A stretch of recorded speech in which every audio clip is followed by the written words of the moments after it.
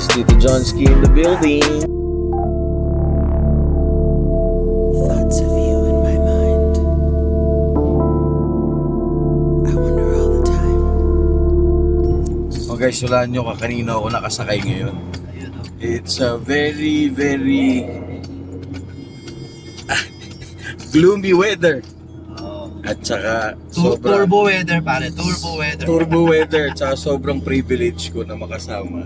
Of Ako, course, you know, Sir Henry. Hi guys, this is Henry Bird or Henry Chua. Henry Bird of Hardcore Manila. Yan, pinasakay niya tayo dito sa kanyang GTR. Munting GTR pare. Munting GTR.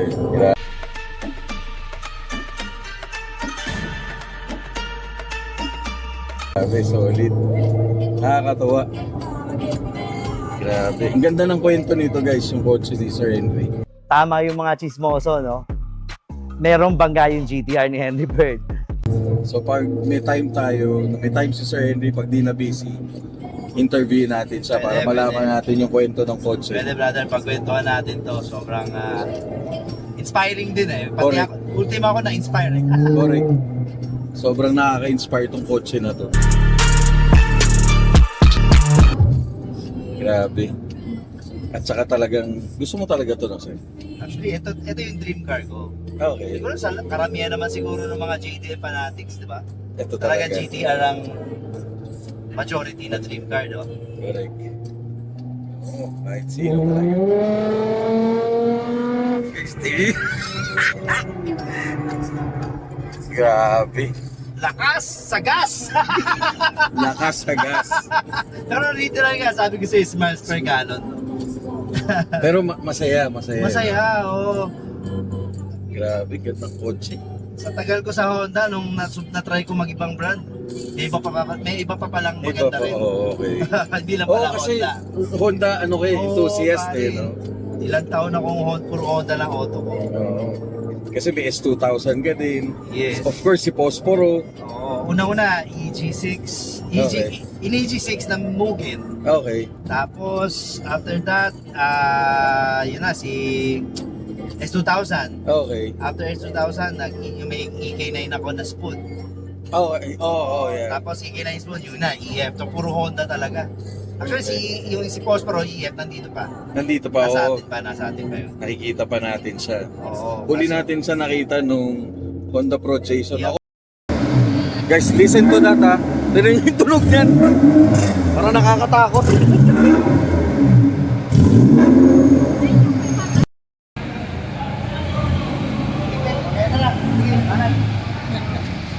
Anak! Happy Gcash mo ba?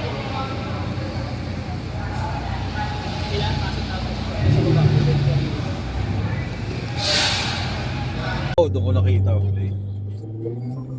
Oh, grabe.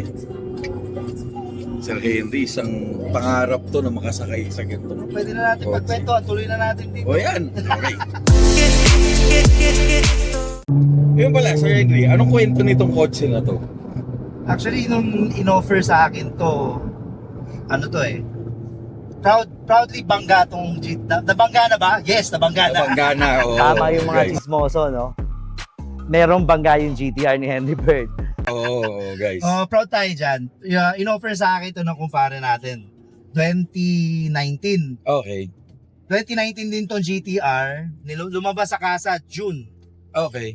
June na 2019. Nasa akin siya ng August. August Okay. 2019. 600 lang tinakbo. Nakuha ko siya sa insurance na. Okay, okay, Insurance na. okay. Nung in-offer sa akin to, sabi ko, hindi naman parating may nababanggan GTR, no? Tapos, dream car ko, red pa. Red Talagang pa. ginawa ko ng paraan. Okay. Kahit wala sa plano pa that time na bumili, siya. Nung ano nga, siyempre wala nga sa plano, so hindi naka-ready yung cash. Okay. Trinry ko benta yung S2, Okay. tsaka yung EK9 that time. Okay. Eh, buti na gawa naman ng paraan. That time, hindi ko nabenta yung dalawa, nabili ko to. So, Nakuha sa'yo natin. talaga to. Yes, Sa'yo yes. talaga. Tapos, yun na nga, bangga yung harap, bangga yung bumper, Oo. yung hood, putok yung airbags, Oo. tapos yung fender. Ang maganda lang sa pagbuo namin ito ni Autogenics, paring Richmond. Shoutout kay Yes, Autogenic, yes. kay Sir Richmond. Sa mga Honda, sanay tayo nang nire-repair eh. Yeah. Yun nga pala, paano mo to Oo. binuo? Actually, yun na nga. Pinakita ko muna kay Richmond. Kaya kaya natin ayusin yan. Siya talaga nagbigay ng go signal. Okay. Then, nung ginagawa na namin, nandun na sa shop, syempre, sanay nga tayo sa Honda na nire-repair. So, pinakita natin sa later. Nung nakita, aluminum pala. Hindi natin mare-repair. So, we end up na maghanap ng parts na yung mga dapat palitan. Okay. So, instead na repair, naging lahat replace. So, wala tayong ni-repair. Kung meron man ni-repair, syempre mga minor lang, like mga wiring. Pero like na major na mga na-damage, lahat yun ni-replace. Okay. So, yun din yung napaganda. Which is binili nyo pa from Japan? Iba-ibang kasi Ay, pagka, actually yung pinaka parang nasira niya na panel, Okay. may nabibili ka sa kasa worth 450,000. Brand new. Okay. Yun yung dito sa may bandang side niya na yung pinaka mount, shock Dito. mount, Okay, okay. papuntang nakadugtong hanggang sa sa firewall. So far, okay. 450. Actually, yan yung pinaka mabigat na part na papalitan namin. Siya yung game changer talaga eh. Kung Okay. mabubuo mo yung auto ng maayos. Okay. So, pwede ka naman bumili sa kasa nga, 450, mabigat. Hindi ko tinuloy. Siyempre mabigat eh. Kumbaga pag magko-compute ka din eh, pwede ka na pagka tinotal ko lahat, makakabili ka na ng walang banggang GTR kung bibili mo sa kasa lahat ng parts. Tama. So, kailangan medyo maging tayo, madiskarte pare. Yes. So, nag-source out tayo from Japan, from US, from Canada. Doon tayo lahat naghanap. Doon ako nakahanap sa US. Sa US ka na nakahanap. Yes, Okay. yes. Sa junkyard. Meron doon na nakakat na, front cut. So, Okay. pinakuha ko yung parts na kailangan natin. Okay. So, from 450, mabibili ko lang doon ng 50,000 sa peso na yun Talaga? Pero, ito yung mabigat din, 150 naman yung shipping. So, lalabas siya sa 200 Nasa pa rin. 200. Oo. So, syempre, medyo madiskarte pa rin tayo. Hanap tayo contact pare. Tinry namin lagay sa, ito, baka makakuha kayo ng tips. Lagay nyo sa sa balikbayan box. Oo, well, totoo nga Oo. daw. So, nilagay namin sa balikbayan box. Halos kasing laki siya ng parang yung mga tawag doon, yung stroller. Stroller. Baby stroller. Okay. So, tinry nung kumpare natin, ayun, lumusot. So, from 150,000 na shipping, naging $150 na lang. Okay. Shipping. Yes. $150? Oh, kasi nung una yung quote 150,000 pesos in pesos. So ngayon naging $150. Okay. So bukod doon, syempre nagpasama ka pa ng mga ibang parts, Correct ka, oo. door to door pa. So sobrang tayo doon, naka-jackpot. Tapos Tsaka- like isa pa boss, yun yung mga jackpot parts natin yung part na yun. As the next yung windshield. Yun nga pala, yung windshield. Oo. Ito. Recently lang nagpalit ng windshield yung barkada natin. Nasa 140,000 na yan. Okay. That time, 120 pa lang, 2019 eh. So, sabi ko, ang bigat Okay. Salamin lang nag-source naman tayo sa Japan auction naman. Okay. Nakakita tayo doon pare. Used na, pero yan, ito nakakabit. Ito na Fresh yan. walang gas. Tinry ko kausapin yung Japanese na friend natin na tulungan tayo. Nung una, sabi niya, no, it's very risky. Sabi ko, no, I'll take the risk. The risk ko. Para sugal na lang pare kasi kinumpute ko, landed nun is about mga 24,000 lang landed na. Okay. So, sinugal namin. Ayan na, nakakabit na siya ngayon. Dumating na walang mangga. Walang gas-gas. So, napaka-jackpot din. So, laking tipid natin nun. Tsaka hindi parating may binibentang ganyan sa Japan. Talaga? Oo. Wala. Okay. So, na-tempohan mo lang talaga. Yes. Orig yan. Nissan talaga yan. Galing sa GTR. Hindi siya replacement. Okay. Use siya, use. So, yan yung mga jackpot na parts. Tapos, ano pa ba? Instead na ibalik ko siya sa OEM na look, that time kasi 2019 din yung kotse, ang mahal pa din ng mga OEM parts. Yes. So, I ended up na naging top secret na lang ako. Okay. So, Kasi konti na lang eh. top secret concept na lang. Yep. Diretso. Okay. Top secret. Tapos, ano pa ba? Nung una kasi, Ayun sir, yan. yan. Nung una kasi, syempre, yung harap lang ang may damage, di ba? Okay. So, ang plan ko, syempre, tinitipid ko nga, no? Instead na OEM hood, nag-top secret tayo na hood, na original, authentic.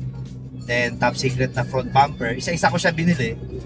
Kasi nga, wala naman talaga sa plano na mag-top secret din. Uh-huh. OEM lang dapat. So, yun lang dapat yung harap. Kaso nung napili ko, nanganak eh. Nanganak na nga. Sabi ko, nakakit ka na. Lahat na harap lang, bitin na. Parang hindi hardcore eh. Softcore. Sure, okay. Humingi na. Ngayon, yan, isa-isa ko na binili. Side skirt, hanggang yung front rear bumper, pati yung wing. At tapos, syempre, nakakit ka na.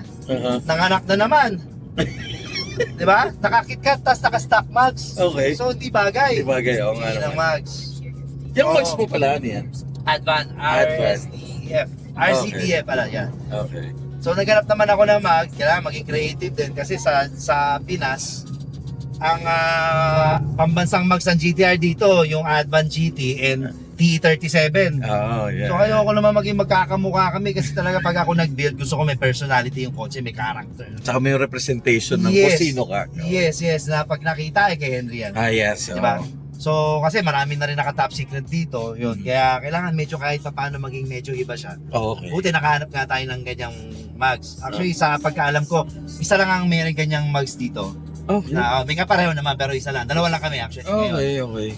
So, yun na nga, naka-kit, naka-mugs, nanganak ulit.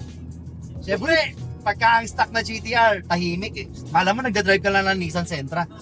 Talaga ba? Humingi ng muffler. Okay. So, So, itong exhaust mo, ano na to? nag-full exhaust tayo. Tomei naman. Tomei na exhaust. Yes, Tomei. Tapos, ano pa ba na... Siyempre, kinumpleto ko na. Nanganak na lahat eh. Di inupuhan ko na rin. Nagpalit na tayo ng Nismo na upuan, steering Nismo na wheel. steering wheel, Nismo na gauge, Nismo na steering, na shift na, pero di ko pa nakabit.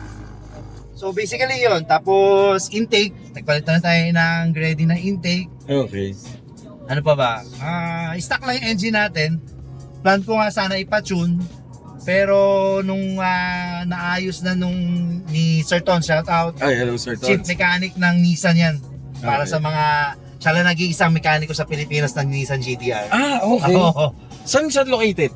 Iba-iba siya. Ang main niya talaga sa Q-Up. Quezon Nissan Hub, Q-Up. yeah. Tapos umiikot din siya sa mga ibang Nissan dealers. Correct, yeah. So, sabi niya sa akin, boss, okay na yan, enjoy mo na muna. At least wala kang maging problema kahit sagad-sagad nung takbo niya. Mhm. Ma-enjoy mo muna. So, tama nga si Sir Ton, nung inikot-ikot ko, smiles per gallon na rin nga eh. So, sabi ko nga, pag na-paranoid na lang ako siguro, tsaka na yung tsaka na natin i-tune para at least may next level pa na yan, di ba? Excitement. Meron ka pang Na enjoyment, may diba? next chapter ba? May abangan ka pa. So, hindi pa game over. Kasi pag nag-game over na, sunod doon, hanap ka na ng bagong kotse. Kotse, nabubuin mo. Tama. Correct. Kasi sinasabi nila na pagdating sa yung G-Force, ngayon ko naramdaman kasi ngayon lang ako nakasakay dito at sobra talaga ako nagpapasalamat kay Sir Henry. Yan mo.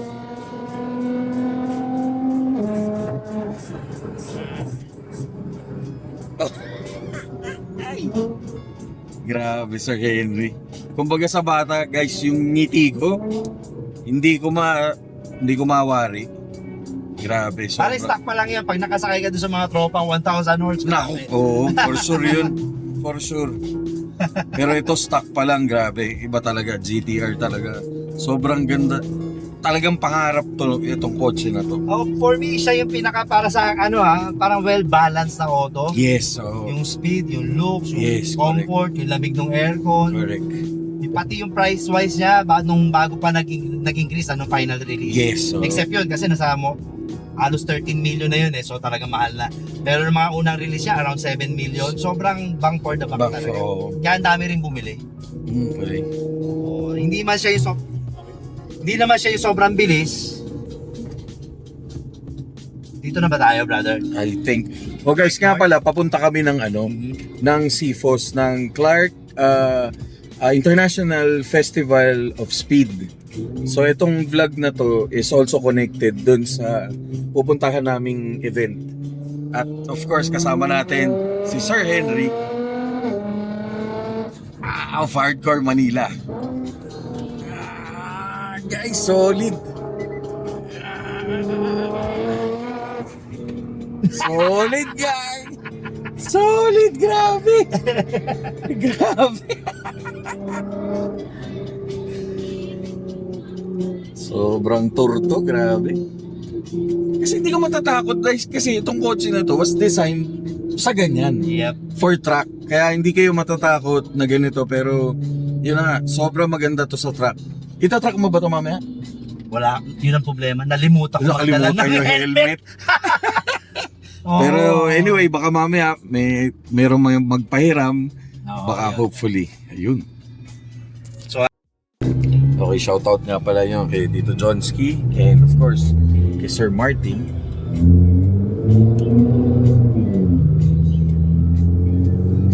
Yan, isa rin pala sa na-feature natin yun yung kotse ni Sir Johnski. At saka pala yung kay Manong Martin. Sir, o yun, sa isa pang challenge namin, no, siyempre, malapit na mabuo, sabi ko kay Richmond, halos nasa dulo na tayo ng ng release ng GTR. So lahat ng lumabas na GTR nakita na nila eh. Kasi ang first nito appearance ito sa Manila Auto Salon 2024. So sabi ko, wala nang dating pare, halos lahat ng setup nakita na. So yun yung challenge, paano namin siya may showcase na medyo kahit paano kakaiba. So we end up na hindi kami mag-white na body kit. Hindi ako kumuha ng white na fender, hindi ako naglagay ng rear over fender na white. Okay. Tapos hindi rin ako naglagay ng GT wing kasi halos lahat ng GTR naka GT wing. So itong wing mo sir, Top secret. top siya. secret wing. Oo, Okay. na parang mukha lang siyang stock na mas mataas. Correct, oo. So yun Mas yung bagay no? yun yung naging discard namin. Mas Medyo sexy lang. Parang Sexy, correct, oo. Hindi siya wild. Pag tinignan mo, hindi siya wild na GTR eh. Pero nakakit. Correct. Sobrang ganda. Yun naman ang story. Tapos, ano ba? After nun, Ilang years pala mo binuo to? ayan na. Parang Richmond. Napakabilis na naman. Sobrang kasi, pandemic kasi yun. Okay. So, very challenging din talaga. Pati yung pagpaparating ng parts. Inabot ng 5 years. 5 years. Yes, 5 years. So, alam mo yung, nasa iyo na yung pangarap mong kotse, pero hindi mo magamit. Ang hirap ng feeling na ganun, pare. Tapos Totoo. isa-isa dumadating yung parts. Nakikita mo. Oo, pare, sa sobrang tagal, actually, ang tagal nga, parang nanawa ka na rin kahit di mo pa rin gamit. Pero nung nabuo naman siya, grabe, nung time kasi na yon, syempre pandemic, siguro karamihan naman sa atin na stress talaga, no? Oo naman. Yeah. Na parang siguro baka medyo nakakaramdam ng anxiety, parang gano'n. Yeah. Dumaan din ako doon. Okay. Pero nung nailabas ko to, hindi na ako actually bago to ilabas, lagi na ako nagbabike. Okay. Oo, tumigil ako sa kotse. Talagang parang ayoko na nga magkotse. So bike ka na talaga. Oo, bike na. Pero nung lumabas nga to, bumalik tuloy ulit yung yung hilig ko talaga sa pagkokotse. Talaga na-enjoy ko ulit. Sobrang grabe. Siguro ito na yung sabi nga nila walang forever, pero baka itong GTR ko, ito na yung forever ko. Forever. Kasi parang ito ako to eh. Talagang siguro from scratch masasabi ko, talagang built not bought talaga. Build that boat. Oo, Doon mo correct. ma-apply yun eh, kasi talagang wala na. Talagang na-resurrect ko siya, nabigyan ko ulit siya ng buhay na ako talaga yun. Yes, tsaka na-justify mo na kayang buuin from Yes. that condition. Isipin mo, from that condition, natakbo na to ng Clark, natakbo na so many runs. Talagang hindi siya garage wheel, hindi siya sa talyer. Oo. Talagang ini-enjoy ko yung auto. Sobrang enjoy ako. Halos 1 year na kaming nag-e-enjoy nito. May pangalan ba to? Actually si Kishi. Kishi. Kaya Kishi Kaise, parang resurrection siya sa Japanese. Yes. Parang ano ba yun? Wake up from death, parang gano'n. Yes, oo. Oh. Parang recovered, parang Yes. Doon ko siya kinuha. Kaya Kishi tawag ko sa Kishi. kanya. Grabe, sobrang inspired. Sabi ko sa inyo guys, ito talaga, pangarap ko talaga. Noon pa ako nag-message dito kay Sir Henry kasi nga nalaman ko yung story ng kotse niya is really very inspiring. At saka also, very inspiring din siya pagdating sa car community. Actually, yun na nga, share ko na rin pare, hindi naman ako hindi ako pinanganak na talagang mayaman. Hindi ako pinanganak na mayaman. Lahat yan pinaghirapan. So talagang lahat, ito, alam mo yung Correct. galing sa hirap mo, yan talagang ite-treasure mo. Correct. Kumpara sa iba, yung mga sabi mo ng mga naka talaga sports car or naka supercar, GTR lang yan. Sa akin, GTR. GTS. Talagang ito ako, ito yung pinaghirapan ko. Ito na yung parang legacy ko or reward ko sa sarili ko. Correct. Ito yun. Kaya talagang mahal na mahal ko tong si Kishi. Ito talaga yung magre-represent ng Yes. pagod mo, inspirasyon mo, lahat. Yes. Actually, nung sabi ko nga, nung wala pa akong baby, talagang kotse yung mga naging baby ko eh. Parang ito, kasing edad to nung anak ko. Okay. Oo, sabay sila lumabas. So, kambal to nung anak ko ngayon. Kaya sobrang siguro proud din. Proud and happy ako Oo naman. dito kay Kishi na nagkaroon ako. Pasensya na din minsan, parati ko siya na ipopost, hindi naman sa nagyayabang. Talagang happy lang ako kasi talagang masarap talaga masasabi ko, lalo na yung mga Honda brothers natin, try nyo mag GTR. sobra talagang ibang level yung happiness din. Oh guys, kasi Masaya mag Honda, yes, pero may next level of happiness pa pala. yes, totoo. Hindi, tsaka ito talaga, binuo talaga to ng yung ingenuity ng binuhos na yata lahat ng Nissan dito kung mapapanood nyo. Yung history nitong kotse na to, binuhos na lahat. Yung talent, yung mga engineer ng Nissan, ito na yung naging byproduct niya. Yes. Tsaka shoutout sa lahat ng tumulong sa akin, sa kay Kishi. No? Yeah. So, bandami nating inistorbo pare, from friends natin sa Amerika, si paring Melvin, paring Romel. Okay. Sa Japan naman, si Fakar, si Boss Chichi, Okay. saka si Boss Tamura. Sa Canada naman, yung friend natin doon, tsaka yung sister-in-law ko, yan, si Babe Annalyn. Okay. Dito sa Pinas naman, si Boss Will sa Nissan, Boss Serton, si Shotty, Jules. Kung may nakalimutan man ako, salamat. Kasi talaga. talagang hindi mabubuo to kundi dahil sa mga tulong nyo, no? Correct. Talagang laking tulong nyo and yun na nga, laking tipid natin. Correct. Ito, tumatakbo na, maayos naman. Although meron pa tayong dapat i-correct. Pero talagang okay na yung GTR. Tumatakbo siya ng normal na GTR na. Correct. And na-enjoy na natin. Sobra. Na-enjoy. Nakita nyo naman guys, di ba? Guys, hihingi ako pa sana ng inspiring message si Sir Henry. Ayun. Pero nasabi niyo na lahat talaga. Pero dagdag ko na lang Ayan din, pa. since sabi ko nga sa'yo, tuloy-tuloy ka lang, no? Kasi ako nga, sabi ko sa'yo, simple lang naman akong tao. Na hindi ko akalain na makakamit ko rin yung pangarap ko. Totoo. Sa pag-auto. Kala ko pa hanggang talaga Honda lang, magkaka-GTR pala ako. Yes. Pangarap lang nun na natupad pala. So tuloy-tuloy lang tayo mangarap. At the same time, dagdagan natin ng hard work, pati prayers, di ba? Oo. So, wag mong ilimit yung sarili mo dahil hindi mo alam yung kakayanan mo eh. Correct. Kung hanggang saan ka, di ba? Correct. Tsaka Totoo. yung opportunity, di natin alam kung kailan dadating. Totoo. Kaya, be ready. Always be ready. And yun na nga, tuloy-tuloy lang sa buhay, mga Correct. hardcore. Correct. Salamat. Sir Henry, maraming salamat Ayun, talaga pare. sa'yo. Maikling natin, pare, sakto nasa Clark na tayo. Guys, so nasa Clark na kami. Sakto lang, di ba? Abangan nyo yung video natin naman with Clark dito sa CFOS. Abangan nyo, i-cover natin to, and nagpapasalamat din ako sa, of course, sa Hardcore Manila, and of course sa team ng Tonohan at saka ng CFOS dahil napasama ako dito. Kasi Ayun, hindi so, lahat napapasama. guys, let's support Hardcore Manila. Welcome lahat ng mga hardcore ng auto. Sabi nga nila, madali daw makapasok sa hardcore pag hardcore yung auto. Pag hardcore yung auto. Pag hardcore yung auto, yes. Kasi meron tayong culture na binubuo doon. So Yes. hindi naman tayo nandi-discriminate or di tayo actually yung standard, hindi standard eh. Meron lang ang pinaka parang basis lang ni hardcore is meron siyang platform and then dun lang papasok kung anong karga ng auto. Kasi nga may culture na binubuo.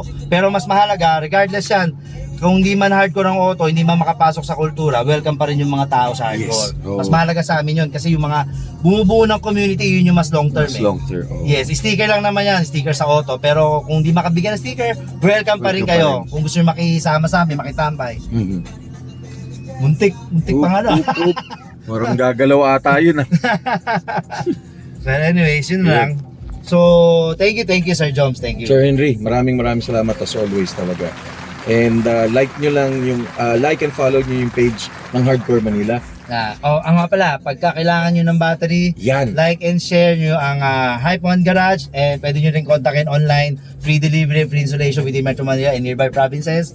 And yun na nga, follow nyo and like nyo Hardcore Manila. And syempre, like and subscribe kayo kay Sir Joms TV. Ay, thank you very Yan, much, sir. sobrang bait. Sobrang thank you. Hindi toxic na kausap at Thank you. alam mo yun, very neutral Thank siya you. sa lahat. Thank you, sir. Okay yan. Thank Okay, you. Sir Joms. Sir, God bless. Thank you very much. More power sa Hardcore Manila. Thank you, And sa brother. business mo. Okay. Thank you, guys. You hear it? Mr. Henry Bird. Yun nga pala, bakit Henry Bird? Ba't Henry Bird? Nung araw marami tayong tinataguan chicks eh. Kaya Bird na lang pare. Di ba? Para hindi nila maano. Sabi nila anak daw ba ako ni Larry Bird?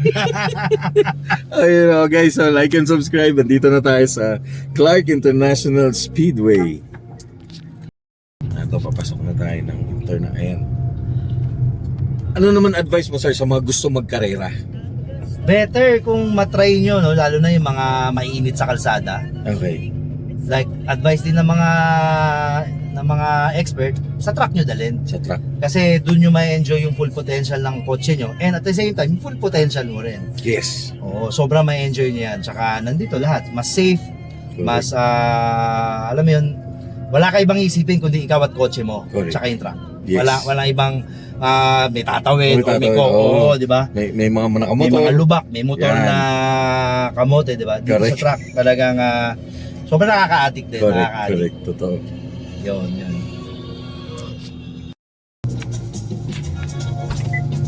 Kasama ko sila. Kasama ko media. Dito muna kami sa gilid.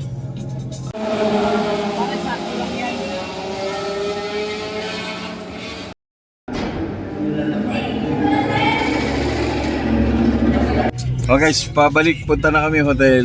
Of course, kasama namin Sir Henry. Of course, solid yung meet. Yan sila, sir. Ay mga boss. Hello, sir. Brother, ingat pare, mag-helmet ka na pa uwi, brother. Bye, ma'am. Bye. Ayan, punta na tayo ng hotel. Magpapahinga na tayo. Tapos na yung day 1 of CFOS. Maraming salamat. Sir Henry, again, maraming Pagod pero super sulit. Day sobrang one, sulit, sobra. Guys, abangan nyo yung mga i-upload namin videos. Sobra. Dito na naman ako nakasakay. Of course, PR ni Sir Henry.